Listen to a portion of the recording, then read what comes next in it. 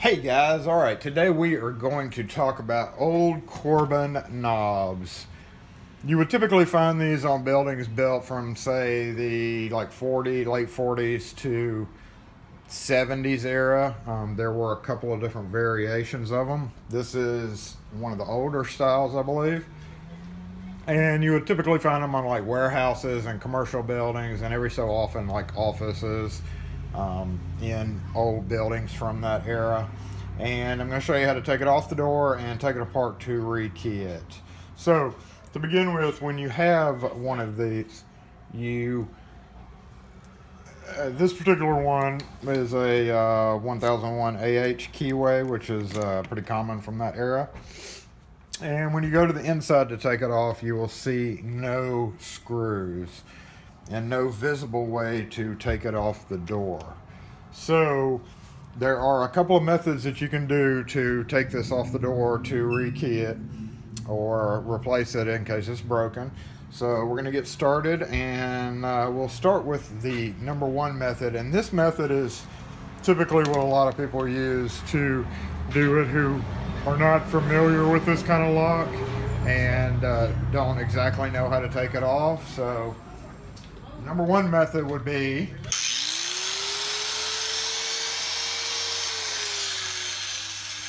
I'm just kidding. Just kidding. Everybody's like, no! Alright, if you look at this lock, and I'm using a secondary camera to do this, if you don't see visible screws, you step back and you go, okay, how is another way to take this apart? And you look at the rings and you say there's several rings here.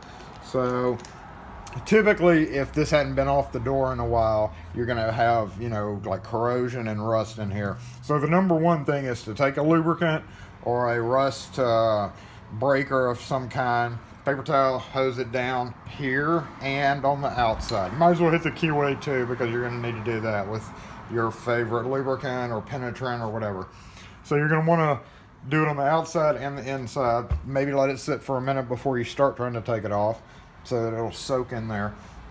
And then you're going to look all around the lock. You're going to scan the lock, and we see a pinhole. So your first inclination would be to get a object of some kind and push in there to depress the retainer to get it out. But you start, you drop the camera. You start looking in there and you don't see a retainer anywhere. So you try that and it's not going to work. So the next thing you would have to do is realize that this part unscrews in some way. Now there are Corbin tools that are used to actually turn this. The more common and easily found style is the Schlage tool for D series locks. And there's like 3 different sizes of these tools. And when I say sizes, I mean sizes between the two areas. Most of them are basically like a hook, like this. And this is what the Corbins would look like. Now this is for, I'm not sure what this is for, but it's got the tip of it right here is too big to go in the hole. But this is what these things are for, is to remove this rosette. On this particular one, we are able to use the Schlage one. And let's bring this camera back over here so we can see it. Actually, let's just turn this around, put that right there. Okay, when you're doing this, you're going to want to take, with these teeth facing away, and you're going to hook the tab in there and then rotate it and drop it until you're hitting the edge of this. Now you notice how this is curved, it curves down. So you're going to want to be real careful and not put it there so that it's hitting this rosette, but you want it right on the edge of this before it starts to go down, because if this can slip and hit, and you don't want that to happen. So you're going to take this and carefully get it lined up like I just said, and then start to unscrew. Now this one's going to be pretty easy to do because it's just pretty much hand tightened on here, but you're going to start to unscrew it like this.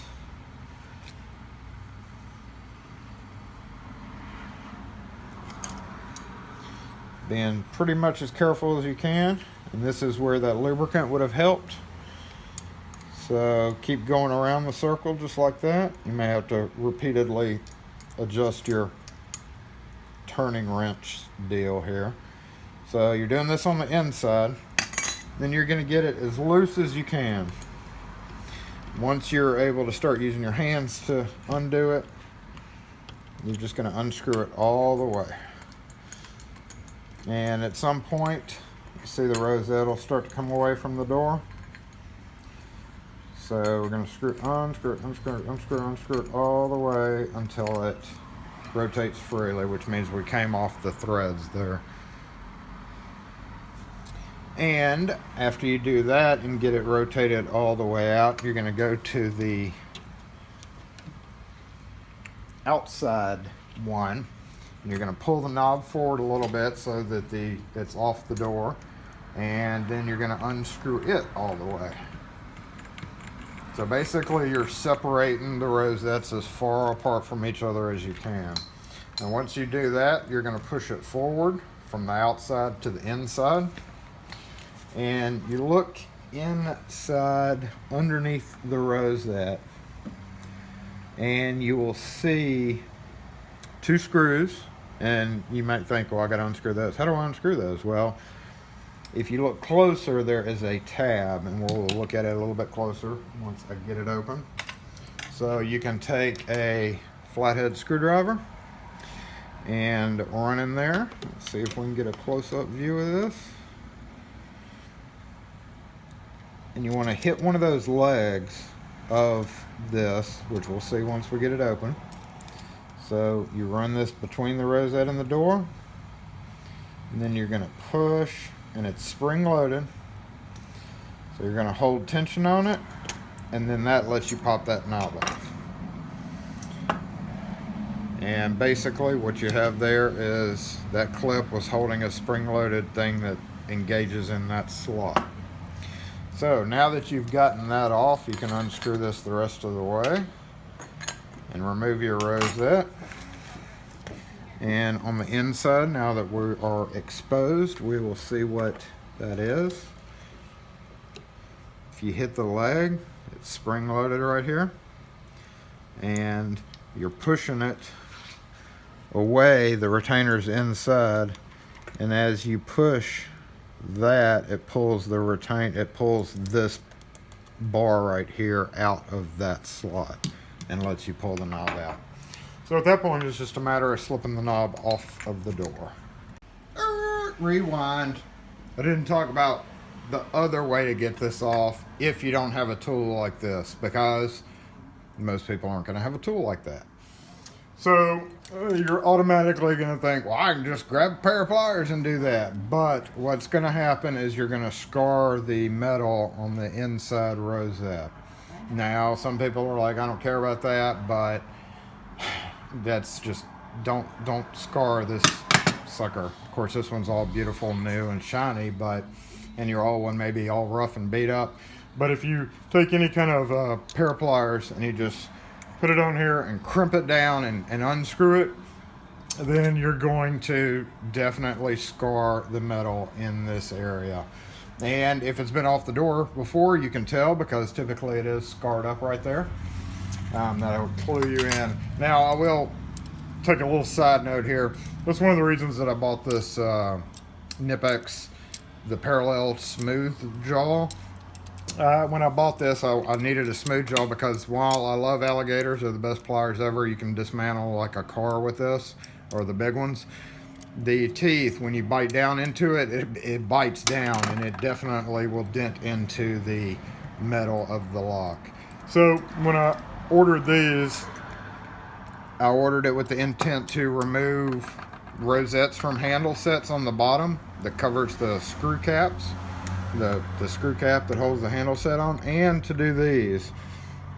So if you are very careful, if it's already scarred up and it's not going to matter, if you carefully clamp this in to the edge of it, now remember it's sloped so it can slip down, and when you are biting into it and it slips, it's going to crimp down and cause more issues right here. So the best way to do that, if the only thing you have is a pair of pliers, is to take a piece of rubber and cut a narrow strip of the rubber and go around the rosette that you're about to unscrew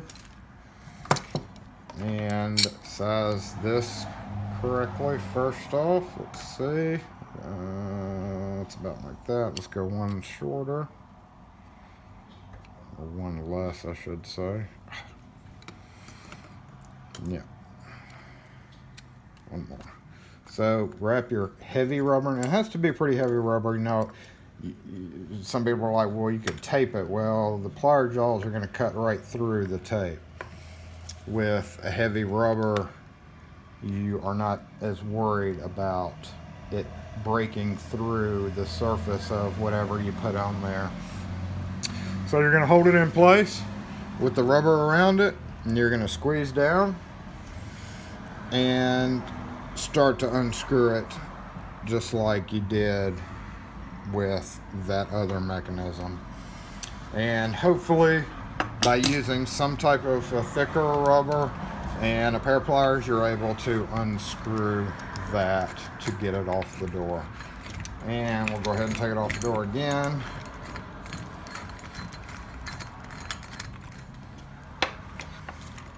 So that we can actually get to the video of disassembling the rest of the lock. Also, when you're using something to get in here and do this, kind of be careful that you don't scratch the finish of the door itself, because this little spring-loaded tab can be hard to push if it hasn't been off the door in a while. So just be aware of that. You don't want to mess up the edge of the door in this area. Okay, so we got it back off. Let's set this back down again.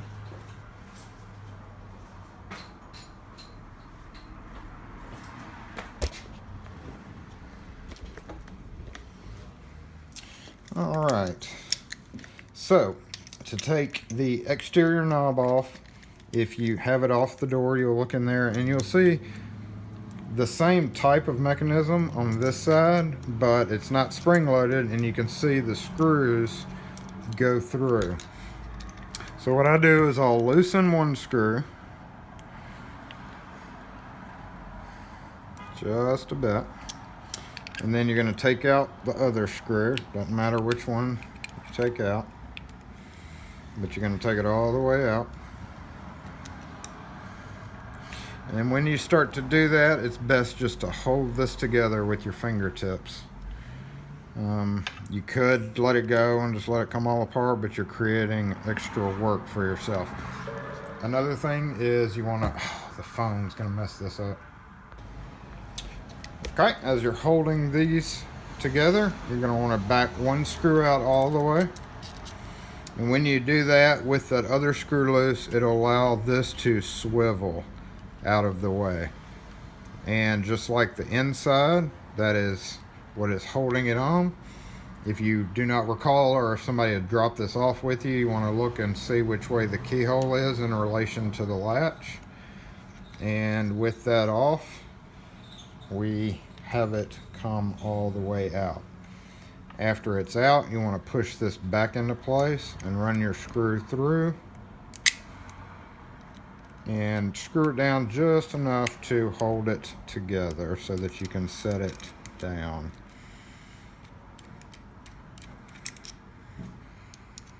Tighten this other screw down on the other side, and that will hold it together while we lay it down on the bench. Okay, there's your spring. Sometimes that is not in there. Okay, now this is kind of like press fit in. So one of the ways I go about attacking this is I'll come in with a screwdriver along the edge and start trying to kind of lever it up. This can be a little tricky because this again can be corroded in just from years of it sitting in there. if it's been messed with before and you can find any indentation along the edge, you can just push that in and pop it up. But here it is new, so we don't have that luxury. So really, you just have to kind of go around and pull up, and you're trying to pry it and lift it away from the edge. And as we can see, we get a close-up there, we can see it start coming off. If you can get any of the edges to come up, and you got to be careful. See, we just started kind of bending the metal right there by pressing up on it, so you want to kind of watch that. But then once we get enough of a gap there, we see that we can wedge the flat tip into it.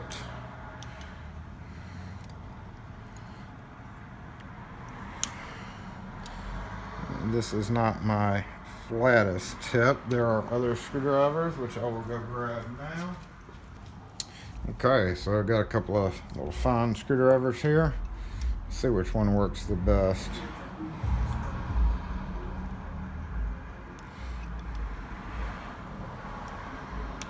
Not that one.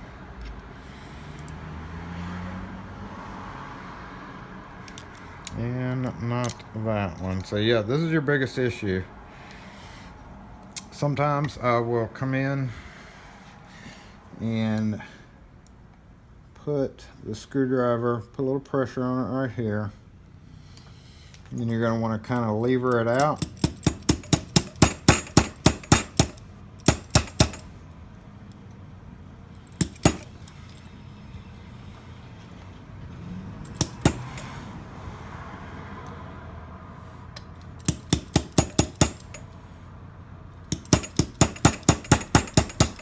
Trying to be pretty careful here because I want a glass countertop.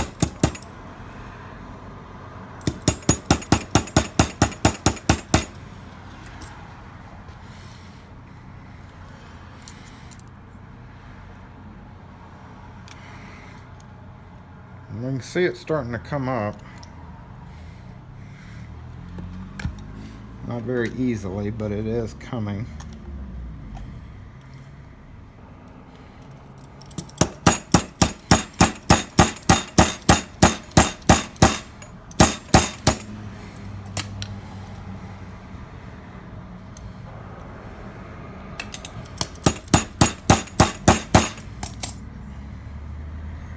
So we're kind of sacrificing a couple of little spots here.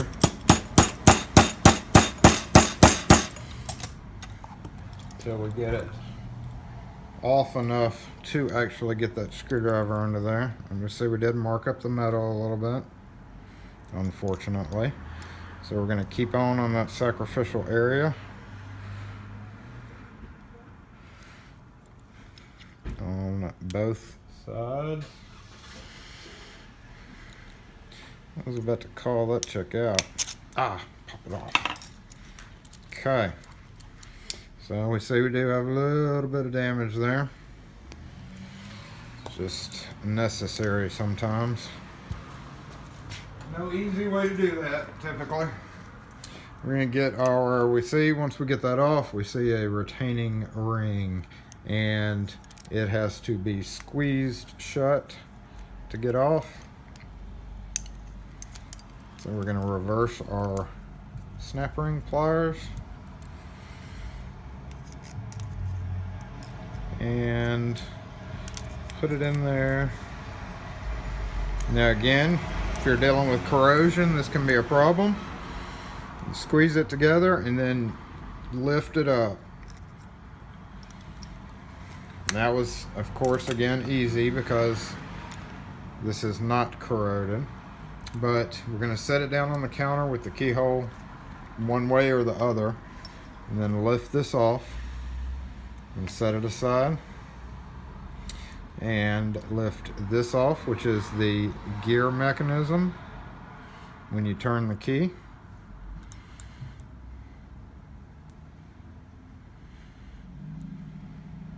So of course, with anything, you're going to want to kind of either set it still, set it in the right place, or just be very careful with it. And then we lift our cylinder out and dropping the cylinder. So we're going to switch it back because the cylinder itself actually has a snap ring that, wait, I got it reversed the wrong way. There we go. So take it and remove your snap ring. Alright, so we're going to key this up just like any other cylinder. I'm actually going to do this so you all know how to key cylinders. So this video is not a video on how to key this particular cylinder, but we're going to just cut it and come back. And voila, we have a key. So putting it back together.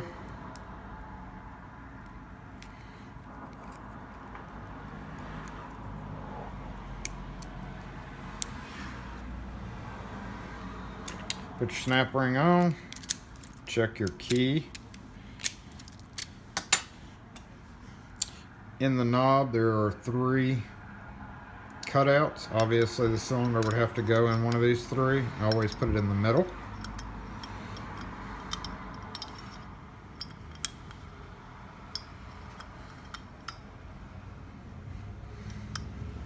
Looks like it hit the concrete at some time.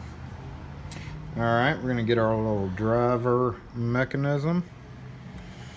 I'm going to put it on kind of like it was before. We're going to take this goes in the other, well, that's when we put the cylinder in the center.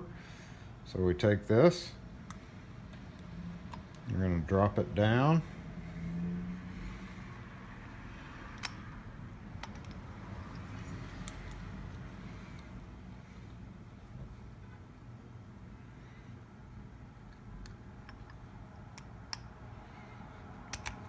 Until it goes in there. Then we're going to take our snap ring pliers. You could actually do this by compressing it with your fingers or a screwdriver, but it's much easier if you have the right tool for it, which is why you need reversible snap ring pliers in the locksmith world. So every so often you'll run up on that you gotta squeeze instead of separate. Alright, drop it down in there, push it on the other side while you're squeezing it with a screwdriver, and make sure it gets in the slot, which it is not.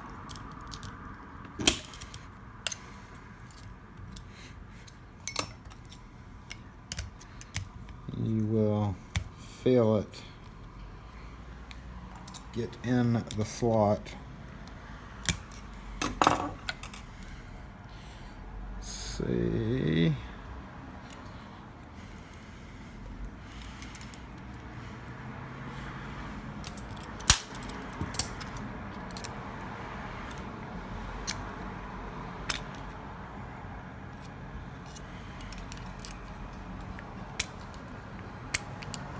Just checking to see if it seated down in there. Pretty sure it did. We're going to check our key again.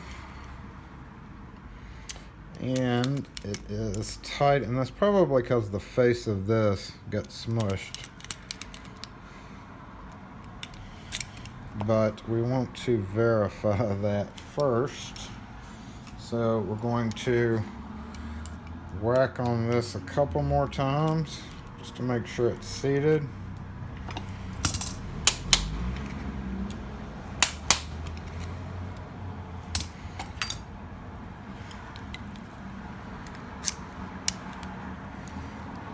We'll see what's rubbing here.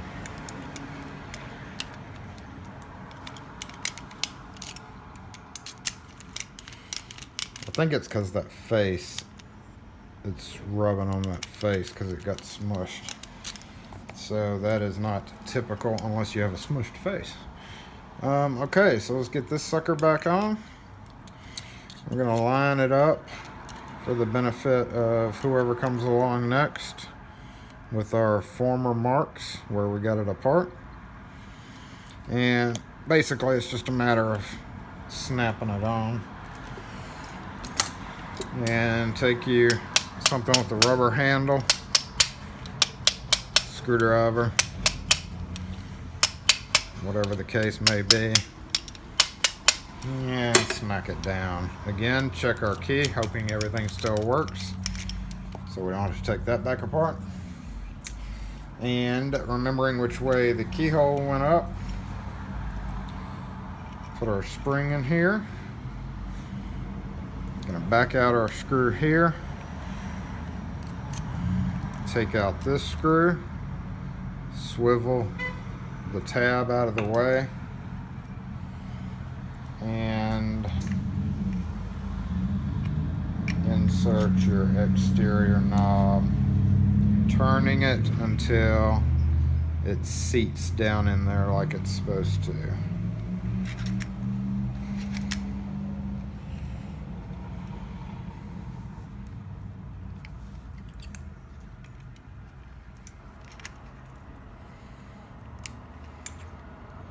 Don't forget to hold your outside housing. Okay, it's not seating like it's supposed to. So we're going to look down in there and see why.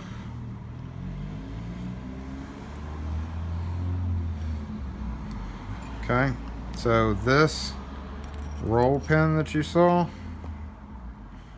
needs to be turned a certain way. So you may have to slip your screwdriver down in there to see how it went, to rotate it a little bit. You could also turn your key. I believe will rotate us there. Yep. Get it in without the spring, because that spring can make it act kind of weird. So it just went in. Take it back off, spring in, and slide it in. There we go. And put this back down in the groove. Tighten the one down just enough to engage the second screw, and then tighten it down. Making sure nothing popped off here.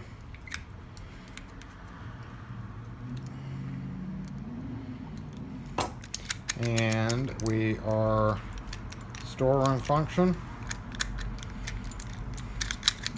So you turn your key to the left, leave it in there, and it lets you turn it. And then when you turn it back up and pull the key out, it's in the unlocked position. Turn it the other way. This is actually a classroom function now that I see. So classroom to the left to unlock, pull the key out, stays unlocked. And to the right locks it, pull the key out, and it's locked. Alright, so putting it back together is a simple matter of unscrewing this all the way, screwing it about halfway back down, and don't forget your little sharp tabs there, and those will engage. If you have a metal door, there should be two cutouts for that. Put that in, put your rosette on, tighten it down. Again, vice versa. Just take this and go the other way with it and get it as tight as you can. And then your knob on the inside will just slip in. So you want to make sure this is good and tight before you slip your knob on. And you want to make sure it's pretty much centered on the door, depending on how thick the door is. And once you get it perfectly so that, you know, this side has got enough room here and this side's got enough room here, take your knob and push it in until it clicks. Give it a try. Once again, check your key. So we have locked. Turn the key to the right, it's unlocked, or left, it's unlocked. Turn it to the right, it's locked. And that, which I thought was a storeroom, is actually a classroom. is how you take apart a Old Corbin knob.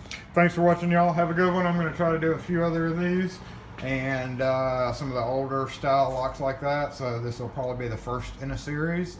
Thanks again for watching. Y'all have a good one.